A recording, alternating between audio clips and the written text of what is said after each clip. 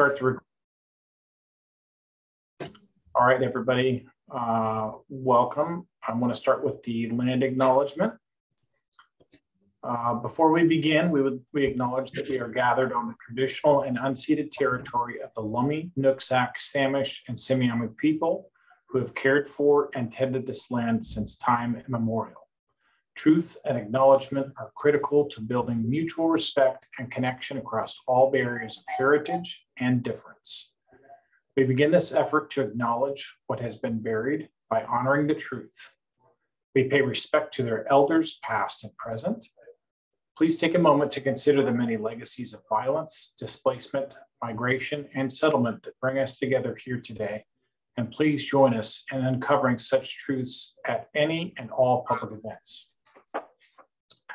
Excellent. Thank you. And thank you all for joining us here today. Our agenda is relatively short. So I want to start by going through some data stuff. I know, imagine that. So we've got, our last meeting was sort of subsumed by the Stakeholder Advisory Committee. And many of you or most of you may have already seen that work where Jeremy Morton with, I can't remember what agency he's worked for, I think EMS, gave us a presentation on some of the information that we have in the criminal justice landscape and then what we think we need to know, and tied that all into a direction of travel for the criminal justice initiative that's sort of ongoing in this landscape here in the coming year or two. And so that, took up what would have normally been our meeting. But leading up to that meeting, we've had some directive from the task force to go back and look at the information that has been requested to the task force that we make public. And that is in our packets, page, let me get to it here, page 4, I believe. No, that's page 3.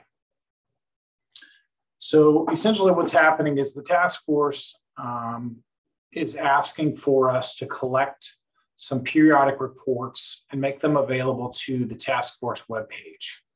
And so I want to go through and see if you all know of or are using periodic reporting, and that we can, we're supposed to gather the information. There are 3 steps we're supposed to follow for implementation. But gather some information and put that on our county or on the website for the task force.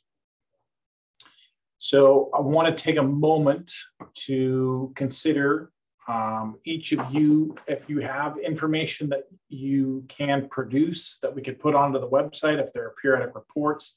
For example, the one that comes to mind is the chief's weekly report, where she sends out sort of a snapshot of what's going on in the jail every week.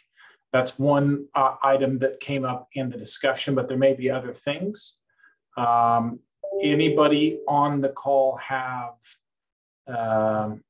any reporting of that nature that they might have available? Chief?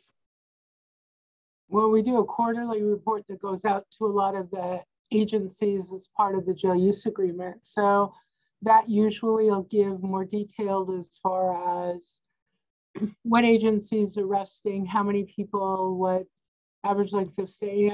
A lot of the stuff that you kind of see in the snapshot, but more detailed, and really does apportion it to who's bringing the most people in and how many bed days are used and that kind of stuff. It's easy enough. I can just send it to wherever. And we've got backlog going back to maybe around 2014, I think. So. Okay, thank you, Chief. Jill? Yeah, thanks, Kayla. I was just going to let Wendy know I'm on the mailing list for those reports, so I have those already. So if anybody else, your agencies produce regular reports already, if you could add me to that email list of people who get that, then I can start doing this inventory that is asked for in the stated dissemination.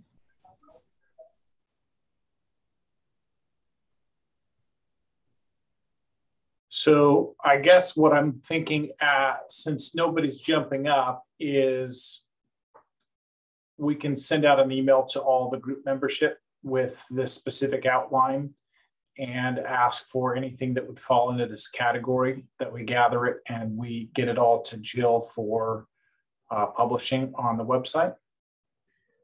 Can I request, Jackie, can you resend me the packet? I can't find the packet for this meeting. I'm looking through my Yep. email.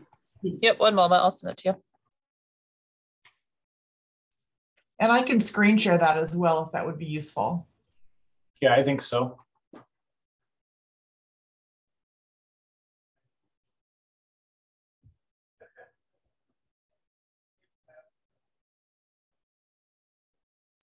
Okay, can you see my screen share?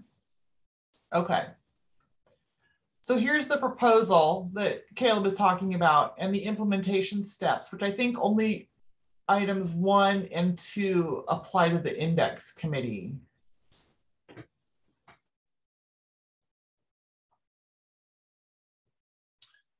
Yeah, I agree with that. So everything that we need to do is on page 3 and towards the bottom of page 3. So, and again, without, go ahead, Chief. I'm a not real big fan of this second component. I'm not going to, given workload issues, I'm not really willing to go back for however many years of jail use reports that are sent out and reformat them. So I would probably not be willing to do it. I might be willing to consider it for the future. We've tried to make it so that a variety of people can look at it and figure it out, but it's not going to be War and Peace, and it's not going to grow into that because that's not the reason it was created.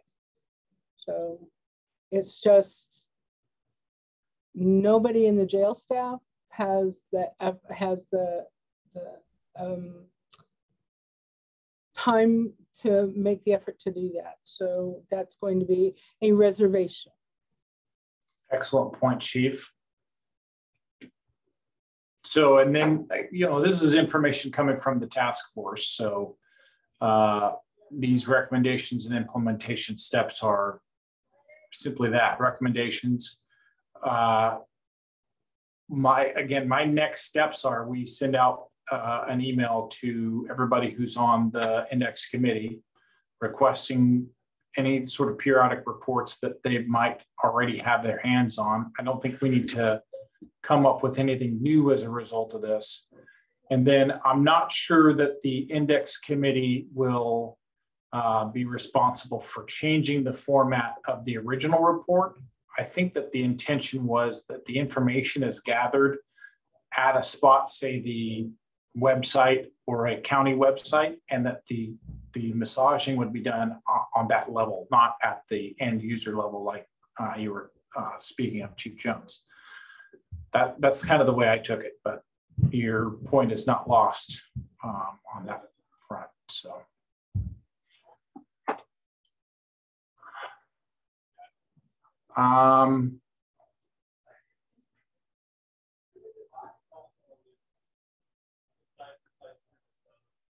Jill, are there points that we need to go over for the racial equity toolkit assessment, or is that merely for consideration? For this item, for the data dissemination, I don't know. I can pull up those questions and we can go through them if you'd like. One of the questions that I had regarding this proposal, if you look at the italicized sections where it says asking for reports from health department, the North Sound, BHASO, State Healthcare Authority, DSHS, and other agencies, I think my question maybe for the index committee is, are you aware of regular reports from these agencies that maybe you guys connect with on a regular basis? Are there other agencies that we should include in this list or agencies we should take off on that list? Yeah, that's a good point, Jill. I don't have regular connectivity with some of these entities, and it's possible that people who are on this call do though. So I think that there's some good merit in including that request or the specificity there in the request that we sent out to everybody on the index committee. Jill, I'm going to recommend that you send it also to Perry and Jackie over at the health department. Okay. Pretty much the health department, North Sound Administrative Services, Healthcare Authority, DSHS, potentially the Healthy Outcome Collaborative, they're all going to be flowing through the health department. It sounds like individual school districts would need to be requested to do to whatever reports that they may produce. I'm not real sure that they're going to be willing to do it. It seems like a bit of an overreach, but then I could quite possibly be wrong. So I suppose it's not going to hurt to ask. No, those are great suggestions, Chief Jones. I appreciate that. Amy Hockenberry, who is a member of the index committee, couldn't be here today, so I will for sure reach out to her. And Caleb, maybe that's something to report out on at the full task force meeting is who in these agencies should we reach out to specifically? I think the vision, at least the way I understand this request, is just simply for us to be included in whoever gets their regular reports that they're already producing. Yeah. I'm not reading this proposal as us asking anyone to create new reports, just to include us in whatever reports they're already sending out. So is that? Yeah, you're absolutely right, Jill. When we were talking at the steering committee level, it was a question that I initially brought up where the proposal came forward and I said, we don't have capacity to create new reports for, simply for this purpose. And it was clarified that they are looking for reports that we're already sending out, similar to what Chief Jones is already doing, that we can just get looped in on and they can be made public. That's the whole idea, is giving some transparency, some sort of look behind the curtain on some of these things that we're dealing with already in a routine basis. So absolutely. Yeah. Perfect. So Ryan, if you're aware of any City of Bellingham reports that I can get information on, or Amy, the same for some of the small cities, Bruce for municipal court. Dave, I don't know if John is producing some regular reports for the PSU. So that's the kind of information I think that we're looking for.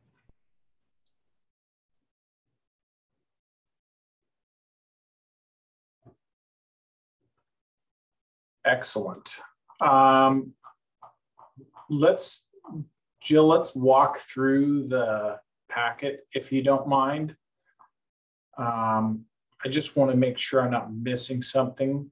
The basis section, we've kind of really already gone over that. But if we look at page 5. Great. Thank you. Sorry. I skipped one. Yes, it is on page 4. So I'm not saying that I am not interested in implementing this, but I struggle at trying to make sure that we're honoring the task force and the county's interest in our racial equity toolkit, and the uses for it in this setting, I think are very important, but I'm just not sure exactly how to implement this. And so if there are some things that help us walk through this, that would be awesome. I will say that this proposal was put together by the task force co-chair, Stephen Gockley, and the task force has been making an effort to implement the racial equity toolkit. And I think what you're seeing here is his attempt at applying the toolkit to this proposal that he's making. I don't know that he's necessarily asking the index committee to do anything here with this other than maybe consider it, but I think this is his attempt to document his request specifically. Good, just double checking. So then the next thing that we would need to consider is on page 6, the progress report.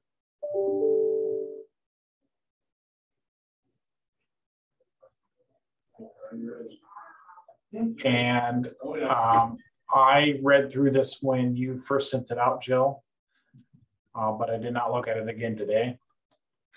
Yes, I think the question is just if there are any changes that the committee wants on this report that's going out soon. Yeah, and I applaud your efforts.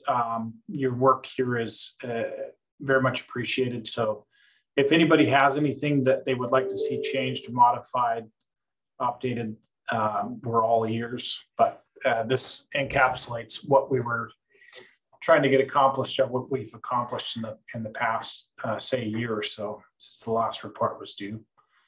So we will accept any feedback on that. What's the time frame for when that's all due, Jill? I would say by the end of this week, as I need to prepare, or excuse me, the end of next week. Okay.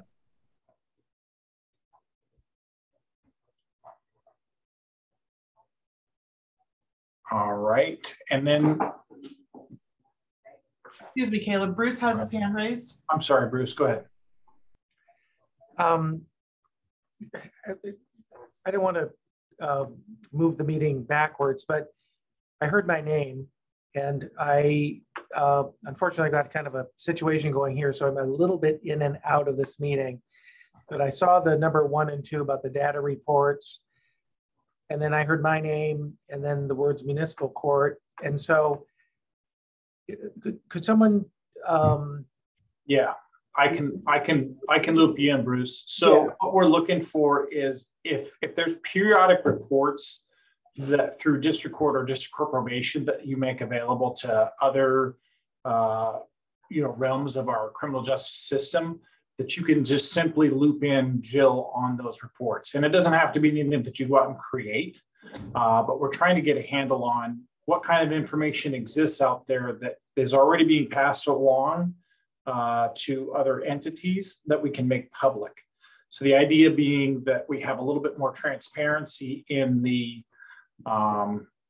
in the data sharing and gathering information that we've, again, nothing that we're looking for in terms of like go out and make a new report. But if you have things that you're already doing that you can just loop in Jill, that would be good. So these would be reports that we're already, not necessarily internal operational processing reports. These would be the kind of reports that we are already sending to other entities. Yes. So like, for example, Chief Jones every week sends out a Monday morning snapshot that talks about what's the current litmus test of what's going on in the jail for the last week. You know, how many bookings, how many releases, how many people do we have for this reason or that reason. And it's something that she's already producing, and it's simply a matter of adding Jill into that list. And she's on the list now, but that would be the method to include her in that reporting is to make sure that Jill is added to that list. And then Jill will take the information and make sure that it's published to the website. Okay. This is specifically for the task force website. Got it. Okay, that's good information. That's good clarification. Thanks, Caleb. Yeah, good. So I have a quick question. Go ahead. So something that every agency does is reports their NIBRS data every month, but the NIBRS data that we send wouldn't be a format that would be readable by the normal person. But if we just included on the index committee's thing a link to the WASPIC website where it gets, put into a format that everybody can read, it's for the entire county. Would that work? I think that makes some sense. We could at least draft it and look to see, Amy, if that makes some sense from a user's perspective. Okay, because the format that I send it in wouldn't make any sense to anybody, but when I send it to them, it fills in. Yeah, but I think that's exactly what folks are looking for. Again, it all points at transparency. The more we can say, hey, look, this is what we're doing, we're on this and we're about it, that's what we're looking for here. Yeah, and it's all public on the WASPIC website. It's just that people don't know to go there to look for it. Good. Yeah. That's a great point. Thank you, Amy.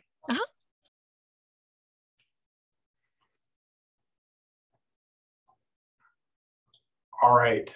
And to continue on, and I appreciate going back, Bruce, that's okay. But to continue on, we're going to just recommend that if anybody has any updates to the report, that you let Jill know before the end of next week, so we can get that updated into the task force. And then, you know, kind of going forward, we are resuming our meeting schedule, and we need to, in my view, make sure that we have the right people here, that if you have people in your agencies that are not represented here that should be, or if you are feeling like you're in this meeting every so often and it's not something that is the best value for you, we're okay with substituting people out. I definitely feel like we've got a pretty strong calling to try and get some information for this justice initiative, but not exactly clear on our purpose all the time here in the index committee. And I want to make sure that everybody's on the same page and on the same trajectory. So if you're wondering, you know, why am I here? And I'm wondering the same thing. Let's make sure that we've got the right people involved in this, and we've got the right you know, members from each of our organizations involved. If you're not the right one, I understand. I just want to make sure that everybody's got the opportunity to be involved if they want to be, and that we're all headed in a good direction in terms of gathering this data for the next steps, which are listed somewhere on page 7. So as we move forward, kind of what the way I see it, we're going to be trying to gather information across the criminal justice landscape for 4 or 5 different buckets. We're trying to answer some questions for what our law enforcement agencies are being called to, what are their calls of service, the number of warrants and the types of diversions from a warrant status and their particular outcomes, some demographic information of the people who are in our custody and the jail custody, and then some statistical analysis based on demographics and of the young adults who are in custody and navigating the criminal justice system, 18 to 24 years old. There are other buckets that we've discussed over the months, but these ones seemed like they would be the most useful to helping us to determine what the use case is for a facility. And the Justice Initiative's bent is to try and figure out, if we were to have a new facility, a correctional facility, what would that be shaped like? What would it be look like? What would the number of beds of different types and varieties look like? And what services and diversion techniques would be necessary to be built into the process, built into the system? And then what would also be useful to help quantify the amount of people that we're diverting from full custody as a result of that. And so these are the things that come to mind for me, but if you all have a different bent or approach, or you think that's something that we're not seeing, I'm willing to consider other options and willing to look into other things. It's just, these are the things that it seems like we're trying to answer the most often as a committee over the last few years.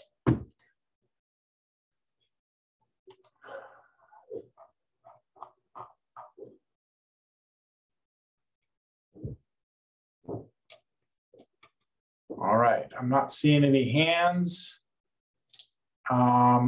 So we are actually supposed to review and approve the annual report, but we will say that the actual feedback won't be due until the end of next week. So we will, can we do email approval, or will it be tacit approval if you don't say something, Joe? Yeah, I don't think it needs to be a formal approval. Just wanted to check in with the committee and find out if there's anything that's egregiously incorrect that needs to be changed. Okay. All right. And next item on the agenda then, oh, go ahead, Chief, sorry. I just have one quick question. It had to do with the 18 to 24. Yep. And I know that at one point we pulled some data for a group that was going back to Washington, D.C. about this age group. Looking at last year's statistics, out of an average daily population of 232, we had on average 18 people that fit within that time frame. So I'm just looking for, if you looked at heavy users of the system, you find that they are older than that. So was it because the hope was if you caught them when they were 18, that 18 to 24 group, it would be more easily to divert them? Or? I think that is part of it, Chief. There may be more nuance, but I think that the reason why that came up is because of that group. So their efforts were to try and shed some light on our process and what, how we're interacting with the people in that 18 to 24-year-old age group, because it's a target-rich environment oftentimes. But I think that just simply showing that the statistics weigh out that we've got a vanishingly small number of people in that age group, that actually helps to show how we're doing things in our system currently. So that's the kind of stuff that I think is important, is recognizing that of our whole system, we're talking about 10% or less in that age group. So that is an important statistic to be aware of. I just wasn't sure, so I figured I'd ask. Yeah, no, good point, good question. So I think we're at the point of the agenda where we talk about other business. Does anybody have any other business things that need to be brought up or clarified?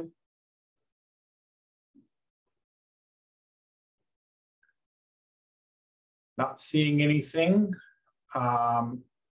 Jill, would you take us through public comment? Yes, thank you. We have one attendee virtually at the meeting today. If you'd like to speak to the index committee, please virtually raise your hand now. And I don't see hand raised, and it doesn't look like we have anyone attending in person from the council conference room. All right. Well, that is that. I think we're then adjourned.